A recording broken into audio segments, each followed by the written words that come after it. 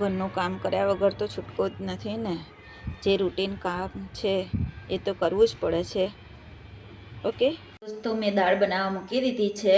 બસ આ દાળ બફાય એટલે વઘારી દઉં અને ત્યાં સુધી હું કપડાં વાસણ કરી લઉં, કચરા પોતું ને ઘરનું કામ. તો ઠંડી હોય કે ગરમી હોય કે વરસાદ હોય, લેડીઝને કર્યા વગર છૂટકો જ નથી.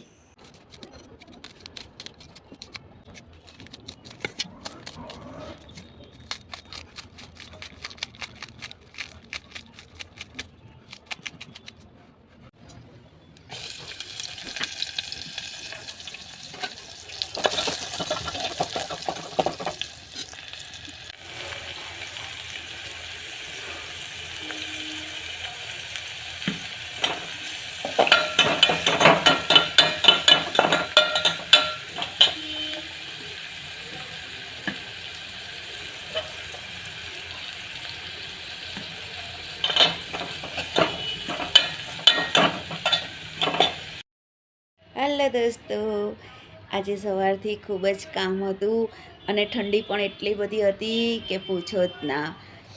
એટલે આજે તો મેં ઢગલો જેવા કપડાં ધોયા છે, જે હવે સુકાઈ ગયા છે તો હવે લઈ લઈશ. અને જે મોર્નિંગનું રૂટીન કામ હોય છે, કચરા પોતા, કપડાં, વાસણ, એ બધું જ થઈ ગયું છે ને. હવે તો બપોર થઈ ગયા છે અને કપડાં પણ સુકાઈ ગયા છે. હવે હું કપડાં લઈ લઉં અને બસ ચા પી અને સાંજની તૈયારી રસોઈની. ચલો બસ, હાફિઝ. સુકાઈ ગયા છે એ બધા મેં વાળીને મૂકી દીધા છે. બસ હવે આટલા બાકી છે એ પણ સુકાઈ જવા આવ્યા છે, પછી લઈને વાળીને મૂકી દઉં. અને મારે પીવી છે ચા. તો મેં ઓલરેડી ચા બનાવવા મૂકી જ દીધી છે. બસ ચા બની જાય એટલે હું પી લઉં. ઠંડીમાં તો ચા ખૂબ જ ભાવે છે. બીજા કોઈની મને નથી ખબર, મને ચા ખૂબ જ ભાવે છે ઠંડીમાં.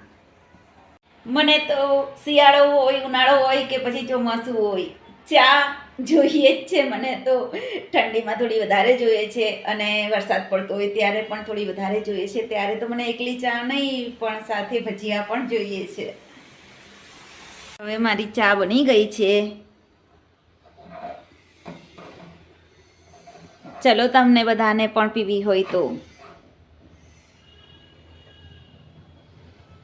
તમારે બધાને પણ ચા પીવી હોય તો ચલો. હું દોસ્તો છે ને મોબાઈલ મૂકવા ગઈ ને તો મારાથી થોડી ચા ઢોળાઈ ગઈ છે. હું ગાળતી વખતે એક હાથે છે ને આમ મોબાઈલ લઈને હું બંધ કરવા ગઈ તો ચા મારાથી થોડી ઢોળાઈ ગઈ. તમારે લોકોને પીવી હોય તો ચલો.